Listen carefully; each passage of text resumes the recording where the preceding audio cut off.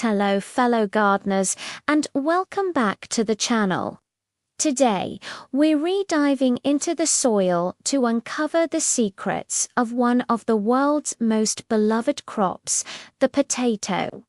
Growing your own potatoes is incredibly rewarding. Not only are they easy to grow, but they're also super versatile in the kitchen.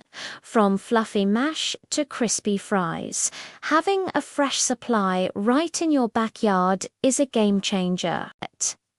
For centuries, this humble tuber has been a staple food, and I'm going to show you how you can easily grow a fantastic harvest, whether you're a seasoned pro or just starting out. First things first, let's talk about what you'll be planting.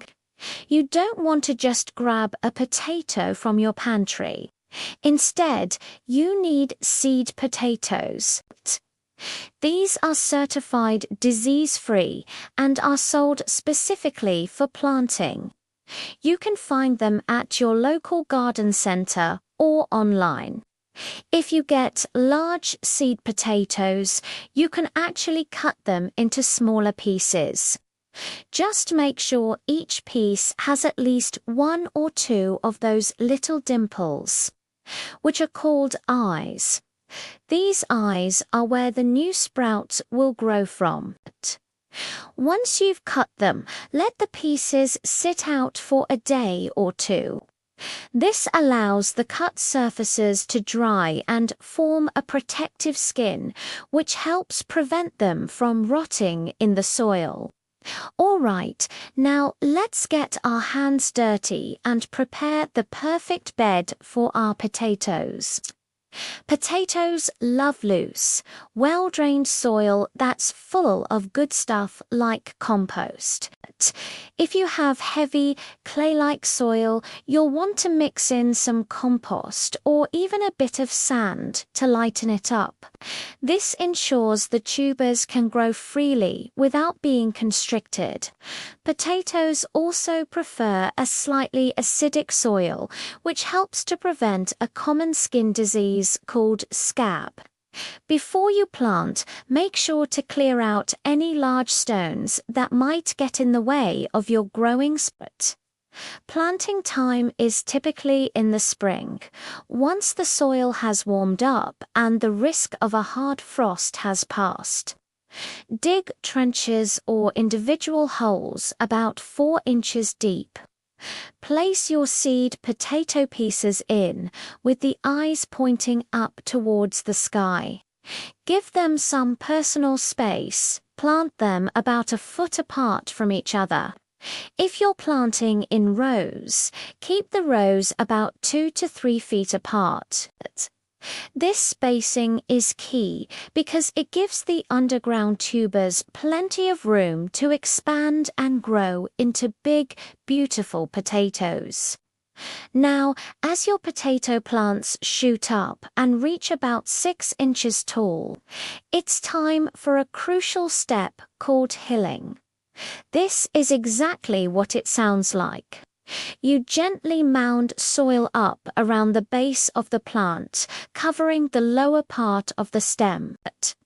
You'll repeat this process a few times as the plant gets taller. Hilling is super important for 2 reasons. First, it protects the developing potatoes from sunlight. If they get exposed to light, they can turn green, which makes them bitter and not so great to eat. Second, hilling actually encourages the plant to produce more potatoes along the buried stems, leading to a bigger harvest. Throughout the growing season, your plants will need consistent watering, especially when they start forming tubers. A good, deep watering once a week is usually enough, but you might need to water more often if you're going through a dry spell. Be careful not to overdo it, though, as soggy soil can cause the potatoes to rot. A little bit of balanced fertilizer or compost can also help, but steer clear of anything too high in nitrogen. Too much nitrogen gives you lots of leafy green growth on top, but very few potatoes down below. Of course, we need to protect our precious plants from unwanted visitors. The biggest culprit is often the Colorado potato beetle. These guys can munch through the leaves surprisingly fast. The best defense is a good offense. Check your plants regularly and simply pick the beetles off by hand. Another great practice is crop rotation. Try not to plant potatoes in the same spot year after year, as this can lead to a buildup of soil-borne diseases. And now, for the best part, the harvest. You can start digging for new potatoes about 10 to 12 weeks after planting, usually right after the plants begin to flower. These are smaller, with thin skins, and are absolutely delicious. For your main crop of larger potatoes, you'll want to wait until the foliage on top starts to turn yellow and die back. To harvest, gently loosen the soil around the plant with a garden fork and lift the tubers out. Be careful not to spear them. Once they're out of the ground, let them cure in a cool, dark, and well-ventilated spot for a week or two before storing them. And there you have it. From a simple seed potato to a delicious homegrown harvest. It's a straightforward and deeply satisfying journey. Thank you so much for joining me today. If you enjoyed this guide, please give this video a thumbs up and do not forget to subscribe for more gardening tips and tricks. Happy gardening, everyone!